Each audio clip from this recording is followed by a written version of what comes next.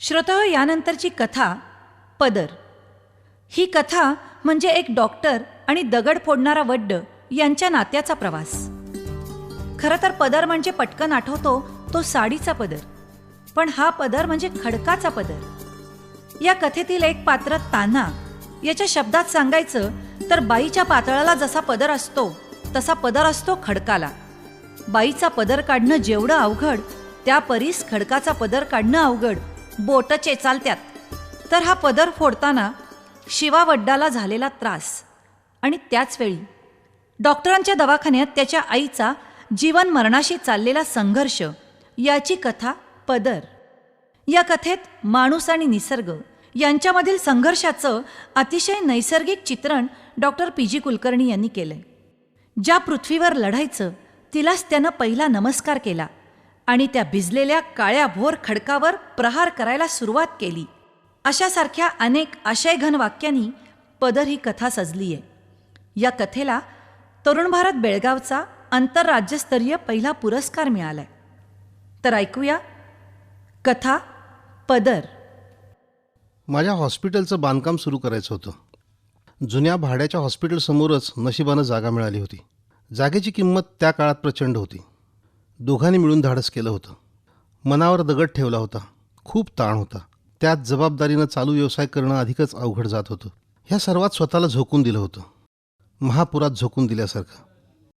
काठाला आलं तर आलं, नाही तर गेलं वाहून, पण पोहता येत होतं. इमारतीला बेसमेंट काढणं माझ्या दृष्टीनं अति गरजेचं होतं.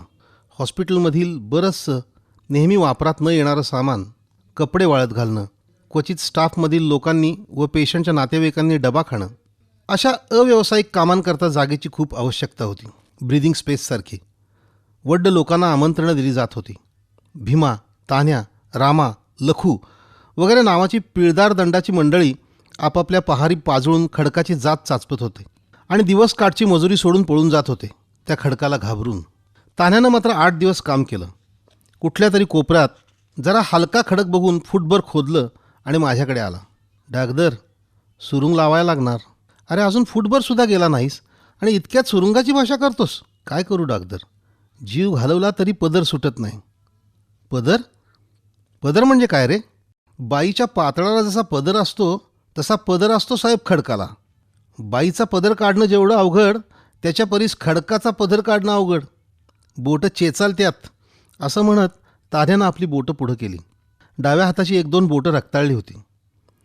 त्या जागी सुरुंग लावणं कायद्यानं गुन्हा होता. त्यामुळे तो विचार सोडून देणं भाग होतं. तान्ह्या, यातनं काहीतरी मार्ग सांग बाबा. पैसे खर्चायला मी तयार आहे, पण काम झालं पाहिजे. डागदर, रेल्वे लाईनवर एक खण आहे. तिथं शिवा नावाचा वड्ड आहे. माणूस कसलं लोखंड आहे. ते करील काय तर. त्याला धरा, पण लई करारी आहे. त्याला कसं सांभाळायचं ते तुम्हीच बघा. मला पत्ता दाखवशील? धावतो ना. आम्ही गेलो तेव्हा शिवा बाजेवर शांतपणे झोपला होता. उघडा, दोन्ही दंड कासऱ्याची गाठ मारावे असे फुगलेले, त्यावर गोफात गुंफलेले मंतरलेले ताईत, छाती ढालीसारखी, ओठावरून मिशा, नजरेत जरब, दृष्टी स्थिर, हत्तीसारख्या मांड्या. मला पाहिल्यावर एखादा वाघ उठावा तसा उठला. मी जरा घाबरलोच. डागदर नमस्कार. शिवा वाकला. मला ओळखतोस तू? होय डागदर, तुम्ही हार्टवरलं आहे ना? माझी काकू होती तुमच्यात, तेव्हा मी आलो होतो. तुमचं नाव ऐकतोय म्या. आमची वड्ड सांगतात. ये तान्या, जा काकूला बोलव. कशाला कशाला? पांढरपेशेपणानं मी म्हणालो. असं कसं डागदर? त्यांना वाटतं तुम्हासनी बघावं म्हणून. त्यांना देव आल्यागत वाटतं. काकूनं येऊन नमस्कार केला. चेहरा ओळखीचा वाटला. मी तब्येतीबद्दल विचारलं. एवढ्यात दुधाचा पेला पुढं आला. नको नको करत प्यायलो. सुस्कारा सोडला. निदान सुरुवात तरी चांगली झाली. माझा बेसमेंटचा स्वार्थ होता त्यात. शिवा, एक काम घेऊन आलोय. पैसे कितीही जाऊ देत, पण माझं बेसमेंट करायचं आहे. डागदर आलंय माझ्या कानावर. तुम्ही माझ्याकडे येणार हे मला माहीत होतं, पण म्हणलं ही पिल्ली काय काय करतात ते बघावं. डागदर व्हा तुम्ही पुढं, मी आलोच. येता आण्या माझी पार आण. मी दवाखान्यात आलो. पेशंटचा राऊंड घेतला. असिस्टंटना सूचना दिल्या आणि समोर माझ्या जागेवर जाऊन एका दगडावर डोक्याला हात लावून बसलो. 3000 स्क्वेअर फूट जागेवर खडकाला निरनिराळ्या ठिकाणी फोडलं होतं.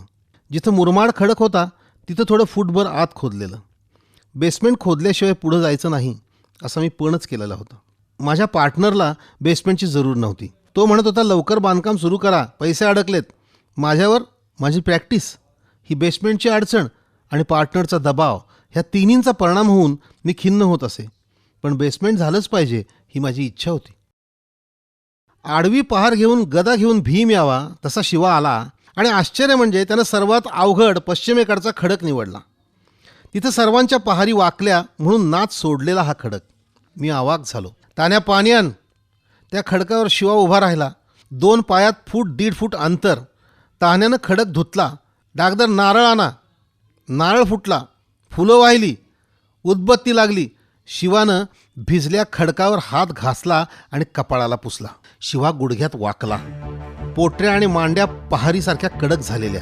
ती महाकाय पहार त्यानं वर फेकल्यासारखी उचलली आणि हा असा भयंकर आवाज काढला. वीज पडावी तशी पहार खडकावर पडली. क्षणभर मी उभा होतो तिथली जमीन हादरली व जोराचा आवाज झाला. खडक आणि पहार यांच्यात ठिणग्यांचा नाच झाला आणि 1.5 ते 2 किलो वजनाचा एक मोठा काळा दगड 15 फूट लांब जाऊन पडला आणि पहार निसटली. पहार निसटल्याबरोबर शिवाचा चेहरा पडला. डागदर, पहार निसटायला नको होती. दगड लई बेकार आहे. काळ्या पत्थरापरच बेकार. खर्च लई होणार. डागदर नाच सोडा. अरे तू असं म्हटल्यावर मी कुठं जायचं? खर्च किती होईल? अहो खोदाई 50,000 पत्तूर जाईल. मी क्षणभर शांत. जाऊ दे, पण त्याच्या पुढं गेली तर? त्याच्या पुढं गेली तर शिवाचा लिलाव करायचा. काम अर्धवट पडणार नाही ना? कारण मला आत्तापर्यंत तोच अनुभव होता. काम अर्धवट राहिलं तर ही पहार शिवाच्या छाताडावर मारायची. शिवा, हे तू पूर्ण विचारांती बोलतोयस? वय साहेब, माझा जीव घाण ठेवला म्हणून समजा ना. मुदत? मी विचारलं. 6 महिनं. शिवानं हिशोब करू सांगितलं. शिवा पहारी आणायला आणि धार लावायला 500 रुपये घेऊन गेला. शनिवार रविवार शिवा आलाच नाही. मी घाबरलो नव्हतो. शिवावर माझा विश्वास बसू लागला होता. हे एका नवीन प्रकारच्या जगात आणि जीवनात मी प्रवेश करत होतो. खडक, त्यांच्या जाती, त्यांचे पदर मी पाहत होतो. हृदयाच्या डॉक्टरनी खडकाचे प्रकार पाहणं आणि खडकासारख्या माणसाबरोबर व्यवहार करणं ही मोठी गमतीची गोष्ट वाटावी. पण या व्यवहारात सर्वांची हृदयच अडकली होती हे निस्संशय होतं. सोमवारी शिवा 15-20 माणसं घेऊन आला. 7-8 पाजळलेल्या पहारी. शिवाची पहार इतरांपेक्षा दुप्पट मोठी, लांब. जणू काय हे सैन्य पृथ्वीबरोबर युद्ध करायला आल्यासारखं झालं. शिवा त्यांचं नेतृत्व करत होता. साक्षात शिव खवळून पृथ्वीशी युद्ध करायला आल्याप्रमाणे शिवाचा चेहरा दिसत होता. तान्या, तू त्या कोपऱ्यात सुरू कर. रुपया, तू खाली ये. गोंद्या, तू चिनी धर. राजा, तू पाणी मार. दगड्या, तू समोर नाही ये. धन्या, बारक्या, तुम्ही दगड उचला. आण्या, तू पाट्या घे. खड्या आवाजात मध्ये उभं राहून शिवानं सूचना दिल्या. ज्या पृथ्वीवर लढायचं तिलाच त्यानं पहिला नमस्कार केला आणि त्या भिजलेल्या काळ्या भोर खडकावर जे पहार करायला सुरुवात केली की काय सांगू त्या दृश्याचं भयंकर सौंदर्य. भिवाच्या आणि इतरांच्या पहारी खडकावर आशा पडत होत्या, ठिणग्या उडत होत्या, पाण्याचा शिडकाव होत होता. त्या पहारींच्या आवाजात आणि त्यांच्या ओरडण्यात एक प्रकारची लय होती. एखादं भयंकर नृत्य केल्याप्रमाणे शिवा नाचत होता, ओरडत होता आणि पहारीनं पृथ्वीवर प्रहार करत होता. जणू काही शंकरच तांडव नृत्य करीत आहे असं मला वाटत होतं आणि ते सर्व पाहून डोळ्यात आसवं येत होतं. काय ही माणसं, काय त्यांचा शब्द, काय यांची जिद्द. जीवावर उदार होणं म्हणजे काय ते मी आज पाहत होतो. रोजच्या भाकरीसाठी या मुठभर माणसांनी आज पृथ्वीशी युद्ध पुकारलं होतं. जीवाला घाण टाकून मी क्षणभर आकाशाकडे पाहिलं आणि मनात म्हणालो, देवा, बोंबललं माझं बेसमेंट, पण यांच्या हाताला यश दे, कारण दिलं नाहीस तर यांचा आत्मविश्वास आहे. आणि खरं सांगतो, 8 ते 10 तास चाललेलं युद्ध जेव्हा संध्याकाळ झाली तेव्हा संपलं. बोटं ठेचली जात होती, हात रक्तबंबाळ होत होते. माझ्या दवाखान्यात ही मंडळी ड्रेसिंग करून जात होती आणि पुन्हा कामाला लागत होती. जेव्हा संध्याकाळी शिवा माझ्याकडे आला तेव्हा ते सर्व पाहून मी हडबडून गेलो होतो. शिवाकडे मला पाहवत नव्हतं. मी गहिवरून म्हणालो, शिवा, जाऊ दे रे, राहू दे बेसमेंट. फार जड जाते रे तुम्हाला, फार वाईट खडक आहे. नुसता कडेनं पाया काढा, मला बघवत नाही रे. भीती वाटते आणि वाईटही वाटते. डागदर, एक सांगून ठेवतो, शिवात चवताळला. आमचा तुमचा संबंध संपला. शनिवारी या कामाकरता तुम्ही पैसे दिलत तेव्हाच संबंध संपला. आता तुम्हाला पाहिजे असेल नाहीतर नसल तरी पण हे काम होणारच. तुम्ही शिवाला मागं फिरायला सांगताय काय? शिवा फुरंगटला आणि पहार आडवी टाकून तरा निघून गेला. तान्या माझ्याकडे आला, म्हणाला, डागदर काय बोललासा काय तुम्ही त्याला? होय, मी असं बोललो. काय खुळा आहेसा काय डागदर? कशा पाय असं बोललासा? अरे काम फार अवघड आहे रे. अहो तुम्ही अवघड पेशंट आल्यावर सोडून देता होय? मी बराच वेळ निरुत्तर झालो. मग काय करू? जावा आणि सांगा त्याला परत असं म्हणत नाही म्हणून, नाहीतर चिडून रातभर पीत बसल. मी गाडी काढली आणि त्याला गाठलं. म्हणालो, पुन्हा नाही म्हणत बाबा असं, उद्या कामावर ये. मला नंतर समजलं की हे असं बोलल्यामुळं माणसाचं खच्चीकरण होतं. मी दुपारी घरी जायचं बंद केलं. दुपारी शिवापाशी बसून खडकांच्या थराबद्दल माहिती घेऊ लागलो. त्यांची ड्रेसिंग मी स्वतः करू लागलो. आम्ही 4-1 फूट खाली गेलो होतो आणि 4 फूट जायचं होतं आणि जमिनीवर 2 फूट असा 10 फुटांचा बेसमेंट होता. उताराची जमीन समोर असल्यानं एका बाजूला 2 फूट व एका बाजूनं अर्धा फूट वर असा प्लॅन मंजूर झाला होता. आता खडकातून पाणी झिरपत होतं, त्यामुळं पाणी मारायचं काम कमी झालं होतं. 4 फूट खोल आत जाऊन बसलं की बाहेरच्या लोकांना काही दिसायचंही नाही. हे बघा डागदर पदर म्हणत शिवानं 5-1 इंच पहार आत काळ्या खडकात मारली. पहार रुतून बसली. त्यानं दोघांना बोलवलं. दोघांनी 2-2 फुटावर 2-2 पहारी रुतवल्या आणि तिघांनी मिळून तो पदर उचलला. 5 फूट बाय 6 फूट आणि अर्धा फूट रुंद असा तो पदर 2 फूट उचलून पुन्हा खाली टाकला. आणि मग काय 2-4 पहारीत शिवानं त्याचा सुराडा केला. बारक्यानं पटापट खडक उचलले आणि आम्ही 6 इंच खाली गेलो. तो पदर तसाच उचलत 10 फूट बाय 20 फूट खडकाचा पदर उलगडला गेला. डागदर तुम्ही बसा, आम्हाला पदर सापडतो या. बरं बसतो बाबा, बसतो आणखी थोडा वेळ. शिवाला हुरूप यायचा आणि शिवा जोमानं काम करायला लागायचा. ही तांबडसर रेग दिसतीये का? ही बघा, इथपासून तिथपर्यंत 3-4 फूट. हो दिसतीये, योच पदर. शिवा, जांबा म्हणतात तो काय असतो रे? त्याचं नाव काढू नका डागदर, तो लागला तर आपण मेलोच. मला जीव द्यायची पाळी आणाल. एवढा वाईट असतो? वाईट? अहो विचारू नका. आणि पाणी असतं आत, पाण्याचा लोंडा. कुणी काढायचं पाणी? डागदर ती बोरिंगला चांगलं, तिथं बेसमेंटला तो नाही कामाचा. 4 महिने पूर्ण झाले होते. 35,000चं काम झालं होतं. जवळजवळ 6 फूट आम्ही खाली गेलो होतो. पण गंमत अशी होती की गेलं तर 8 फूट, नाहीतर उपयोग नव्हता. कारण जमिनीवर मजल्याची उंची वाढली तर अडचण होती. त्यामुळे काम चालू होतं. एक दिवस घरी जाताना बघतो तर शिवा डोक्याला हात लावून बसलेला. काय झालं शिवा? शिवानं एक तार हातात दिली. आई सिरियस आहे, लवकर निघून ये. भावाची होती ती तार. शिवा हडबडला होता. मी पहिल्या दिवशी हडबडलो ना तसा. पण शिवाची केस माझी होती आणि माझी बेसमेंटची केस शिवाची होती. दोघं एकमेकांचे डॉक्टर होतो. मी इरेला पेटलो होतो. शिवाचं फार दिवस लांब राहणं सारंच उलथं पालथं होणार होतं. शिवा, आईला असेल तशी इथं घेऊन ये. पण तिला अटॅक आलाय म्हण. अरे मी त्यावरच डॉक्टर आहे. तू तिला स्पेशल गाडी करून घेऊन ये. पैसे माझे, जा, वेळ घालवू नको. तिथं खेड्यात तिचे हाल होतील. अरे मी त्याच्यावरचाच डॉक्टर आहे. डागदर, माझ्या आईला तेवढं बरं करा. तुमच्या पाया पडतो डागदर, म्हणत शिवानं माझे पाय पकडले. शिवाच्यात आणि माझ्यात काहीच फरक नव्हता. मीही असाच शिवाकडे पहिल्यांदा गेलो होतो आणि शिवा रागवल्यावर दुसऱ्यांदा. दोन्ही वेळेला मी काकुळतीला आलो होतो. आज तसाच शिवा. पण शिवानं माझ्यासाठी घाम गाळला होता, रक्त दिलं होतं. मी शिवासाठी माझ्या ज्ञानाचा सौदा करणार होतो. शिवानं पहिल्या दिवशी मला काम होणार असं सांगितलं होतं. एका दणक्यात शिवानं मला शब्द दिला होता. आमच्या शास्त्रात पेशंट पाहिल्याशिवाय कुणाला शब्द देऊ नये म्हणतात. पण शिवानं त्या भूमीच्या आत जाऊन काय पाहिलं होतं म्हणून शब्द दिला होता. त्यानं त्याचे प्राण माझ्याकडे गहाण टाकले होते.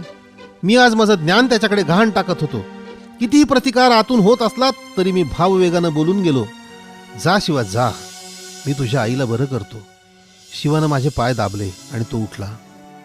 डोळे पाण्यानं भरलेला शिवा मी पाहत होतो. एक हातबल झालेला शिवा आणि त्या दिवशी पृथ्वीबरोबर युद्ध करण्यासाठी तांडव नृत्य करणारा शिवा मला पाहवत नव्हता. म्हणून आमच्या शास्त्राच्या विरुद्ध जाऊन मी शिवाला शब्द दिला होता, मी तुझ्या आईला बरं करतो, घेऊन ये. आणि मी करणारच होतो प्रयत्नांची पराकाष्ठा. माझं सगळं ज्ञान गेले 25 वर्षांची या विषयातली माझी तपश्चर्या होती. साऱ्या पदव्या घेऊन मी परदेशी सुद्धा जाऊन आलो होतो. रॉबर्ट स्टुअर्ट, जेम्स एरियस या जगत विख्यात हृदयरोग तज्ज्ञांबरोबर काम केलं होतं मी, म्हणून मी शब्द दिला होता. पण त्या दिवसापासून माझी झोप उडाली.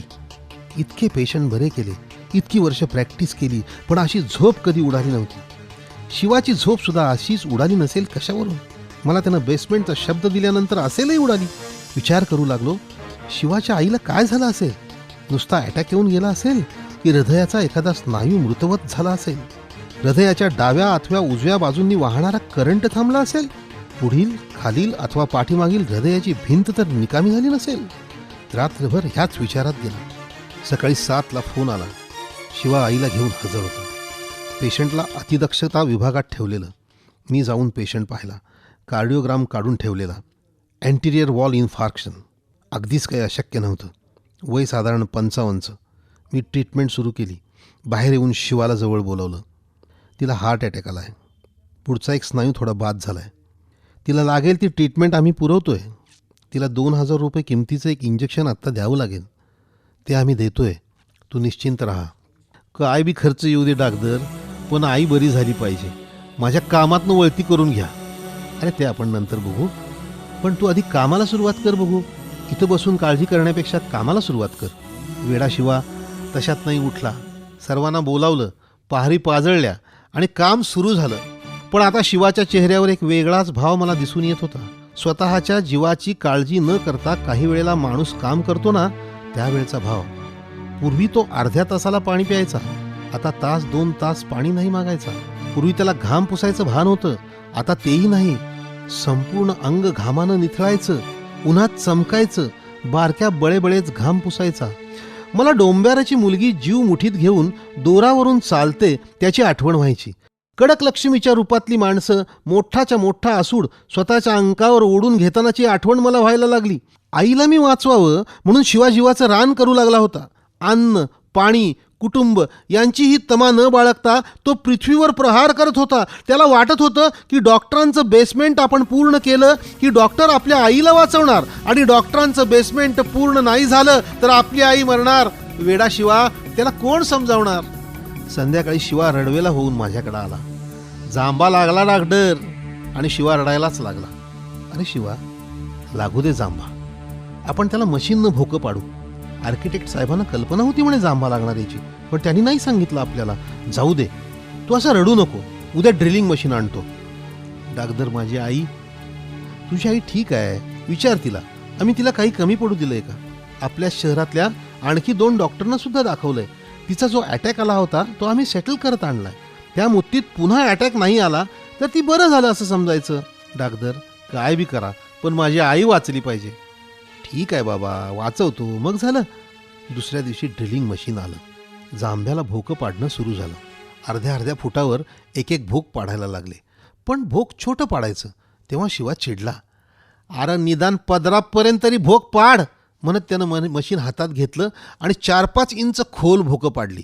दिवसात 100 साऱ्या जांभ्याला 400-500 भोकं पाडली. 5-6 हजारानं खर्च वाढणार होता, पण जांभ्याची कल्पना शिवाला दिली नव्हती. एक दिवस पार्टनर आले आणि त्यांनी मला दमातच घेतलं. डॉक्टर काय खेळ चालवलाय? 7 महिने झाले मी म्हणत होतो नको बेसमेंट, तरी तुम्ही ऐकलं नाही. आता घ्या, जांभा लागला म्हणे. कोणी द्यायचे हे ड्रिलिंगचे पैसे? मी देतो, पण बेसमेंट निम्मं तुमचंच होणार आहे ना. पण त्यांना बेसमेंटच नको होतं. त्याच दिवशी सौदा झाला. सारं बेसमेंट मी विकत घेतलं. आता सारं बेसमेंट माझं होणार होतं, पण ते झालं तर ना. आणि इथून पुढं खुदाईला लागणारा खर्च माझा. डॉक्टरनं जुगार खेळू नये असं म्हणतात, कारण तो दुसऱ्यांच्या आयुष्याची नेहमीच जुगार खेळत असतो. पण मी बेसमेंटसाठी जुगार खेळला होता आणि मी अधिकच अस्वस्थ बनत चाललो होतो. शिवाचा अंगठा फुटला म्हणत दोघं आत आली. पायाचा का हाताचा? मी विचारलं. यात माझा स्वार्थ तर नव्हता ना. मी मलाच प्रतिप्रश्न केला, पण मला न कळत प्रतिक्षिप्तपणे माझ्या तोंडातून वाक्य गेलं होतं. मी स्वतःलाच शिवी हसडले आणि म्हणालो, अरे बेट्या, हाताचा काय किंवा पायाचा काय, शेवटी अंगठाच ना तो. अंगठा गेलाच की. हा जो माझ्यातला प्रतिक्षिप्त स्वार्थ आहे ना, तो ते शिवाच्या पहारीखाली ठेचला पाहिजे असं वाटतं मला. तोपर्यंत रक्तबंबाळ झालेला पायाचा अंगठा घेऊन शिवा आला. हाडाला फारसं काही झालं नव्हतं. ड्रेसिंग वगैरे केलं आणि म्हणालो, शिवा राहू दे आज काम.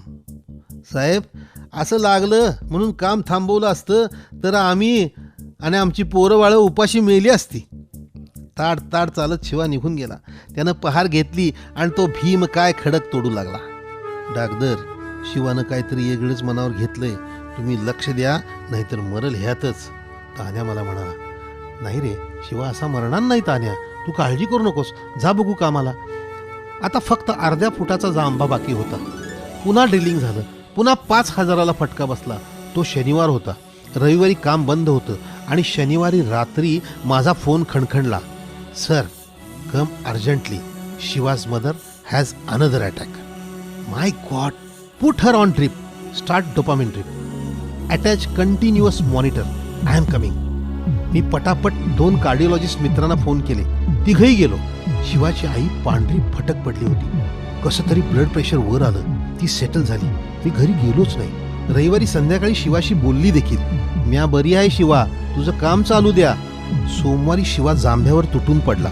मी लक्ष ठेवूनच होतो. मी स्वतः थांबून सर्व ट्रीटमेंट बघत होतो. माझे असिस्टंट सर्व काम सोडून शिवाच्या आईजवळ बसले होते. आता पुन्हा अटॅक आला तर धडगत नव्हती.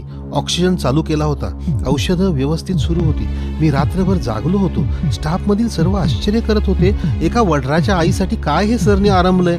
एवढं अस्वस्थ झाल्याचं त्यांनी मला पूर्वी कधी पाहिलं नव्हतं. मॉनिटरकडे मी नजर लावूनच होतो. 11:30 वाजले असावे आणि खटकन मॉनिटरवरचं रेकॉर्डिंग विस्कटलं. बिट्स वाटेल तसे यायला लागले. अभय, व्हेंट्रिक्युलर फिब्रिलेशन, बी हरी, कनेक्ट डिफिब्रिलेटर. अभयनं डिफिब्रिलेटर लावला. पुन्हा काही काळ पूर्ववत ठोके. पुन्हा बंद. श्वासही थांबला. Abhay, put her on endotracheal tube. Sir, काही उपयोग होईल असं वाटतंय. अभयनं असं म्हणायला नको होतं. बास्टर्ड, लिसन व्हॉट आय से. त्यानं ट्यूब टाकली. व्हेंटिलेटर लावला. तिला असिस्टेड रेस्पिरेशनवर ठेवलं. पण हार्ट काम देत नव्हतं. Repeat defibrillator. पुन्हा 1-2 बीट्स. पुन्हा बंद. डिफिब्रिलेटरवरही रिस्पॉन्स येईना. Abhay, inject adrenaline in heart. Sir, you are being emotional. Please do what I say my boy. त्यानं सांगेल ते सर्व केलं. तेवढ्यात डॉक्टर बरुआ आले. त्यांनी मला उठवलं व धरूनच कन्सल्टिंग रूममध्ये नेलं.